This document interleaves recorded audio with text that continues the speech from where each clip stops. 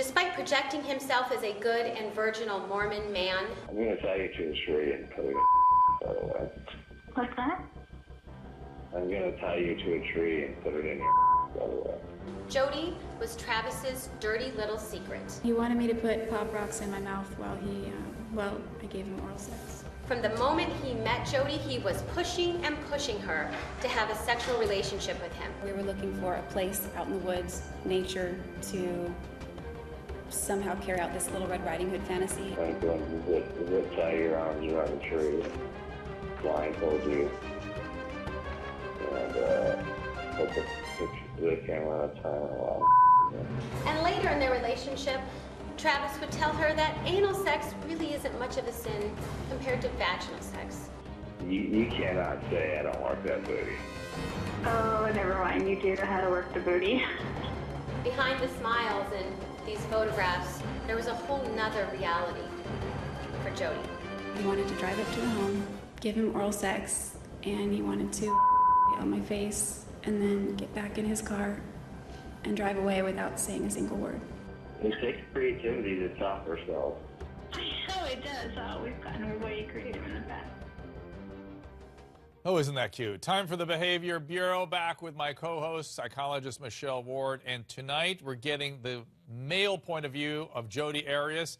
Now, warning, this is going to be intentionally an uncensored conversation. Keep in mind, a female panel is standing by watching, and they will respond in the next segment. And Michelle, you're going to have to, you'll be all right. You'll be okay, right? You promise? I think I can handle it. Okay, good. Thank you. Joining us, attorney Mark Eiglarsh, Abe Abdelhadi, who had dated Jodi and knew Travis, and TV and radio personality Mike Catherwood. All right, guys. First of all, hi, Mike. How many of you are in a monogamous relationship or are married right now? Me. Show of hands. Show of hands. Show of hands. Okay, so Abe, you're the single guy. Yes. Okay, and Abe, would you have any kind of relationship ongoing right now? Not exactly, no. All right, so we're sort of getting the spectrum here. We got old married guy, we got recently married guy. All right, raise your hand now if the last fantasy we heard him talking about with your, this is Abe, you're out of this one, with your spouse, were you to present something like that, would you be kicked to the sofa? How about if you present it and not get kicked to the sofa? Well, that's what I'm wondering. Would any of us necessarily be? Oh, Mike, you'd be kicked to the sofa? No, I'd be. Are you kidding me? I'd be praised by my wife. Right. Okay. So that's the point here. Now, Mike, I'll go to you first. Yes. Is this behavior we've heard about in court? Let me phrase it this way.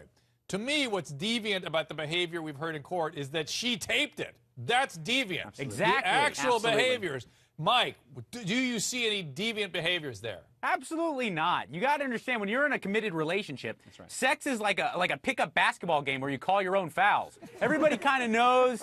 You know, there's some unwritten rules, and you kind of got to gauge the scene. And every time you play another game, you figure out what's okay and what's not. And, you know, the farther you push it, it really is decided on the court. Sometimes you're playing with a guy with a bum knee or an old man who used to shoot hoops underhand, and then you know that stuff isn't really open season. But then every once in a while you get a guy who's dunking on you and you realize, I got to go hard in the paint. And that's exactly what was going on in this relationship, Dr. Drew. Mark, that was a direct attack on you and me. Can you speak this in English? Wow, what a metaphor. Mike is making perfect sense. I'm making sports references, which is finally we're able to do that, Dr. Drew, because you actually have some guys on the Behavior Bureau. Mike is making sense. He's doing the Lord's work. Go Leave ahead. him alone. Before Mark brings in here, Mike is making perfect sense. What Travis and Jodi said on that call was not deviant in the least. It's what two adults choose to engage in. She's no saint, as Mark Eiglarsh said that Socrates said before.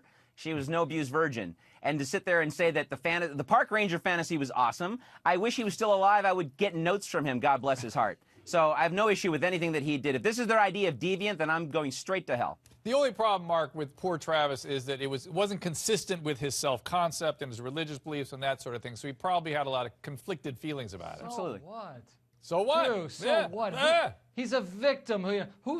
Listen, he's not perfect, but this is not about that. Nope. Let's just talk about introducing things to a relationship. Let's say you bring this into the relationship, okay? Ooh. Are you with me, Drew? And I know you are, because you do the 50 Bravo. Shades thing. I know you do, right? Yeah. You know, What's wrong with that? Again, the whole definition of sexual deviance, apparently, according to Goggle, is those who seek erotic gratification through means that are considered odd, different, or unacceptable.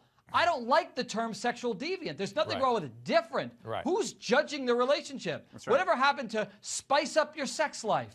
That's a good thing, as long as you're consenting. And baby, I'll be home in about 40 minutes. And Mike, if you brought any props with you, please keep them to yourself. Because if Mike and I do a radio show every night called Loveline, check your local listings or go to lovelineshow.com. But I know what Mike is into, and maybe Mike, you could help people understand, as a young male, where that line is with deviant. And again, don't show us any props, please, because I know where you go. Honestly, I feel like the line is very fluid, pardon the pun, and it changes with each relationship. There's been young ladies where I don't feel like it would necessarily be appropriate to go as severe as Jodi did and Travis did. But then there's certain young ladies, my wife included, hello honey, where you feel like you have a sense of adventure in the relationship. And you know, Jodi made it very clear to Travis that she was a triple threat, if you know what I mean. All 3 ports were open for his young ship to come into shore. And I'm saying, look, you gotta explore all of those ports if you're gonna give access to it. There's nothing like a sailor on shore leave. Dr. Drew, you know that. Abe, go ahead. This plays in, what the defense is doing is playing into the prurient interests of the United States that needs to pull the stick out of their collective asses, because what ends up happening is they sit there and they try to use deviant, and then everyone acts all puritanical, like, oh, I've never done that. I've never thought about tying my spouse or girlfriend up to a tree and doing her on a tree. Oh my God, that's so horrible. He must have been a deviant. Yes, and they all jump on the bandwagon to sit there and say as though that they behave like a bunch of pilgrims. It's insulting to the intelligence. We're adults. Go ahead, Mark. What they're doing is they're targeting apparently the few Mormons that are on the jury, and what they're trying to do is devalue his life to somehow make it better for Jodi. I find that to be despicable, and if she's ever going to get the death penalty, that's something that some jurors may take into consideration. Now, I'm going to give Michelle a chance to ask the panel a question. I've noticed she has clasped her hands together, and she has her legs are tightly crossed, and she has closed her body off to us. Do you have a question for the group? Well, I don't know if this Wasn't this an all-guys panel? It wasn't. Michelle's here. She's been very quietly waiting her turn. Here we go. I can't figure out if this is the worst day of my life or the best day of my life.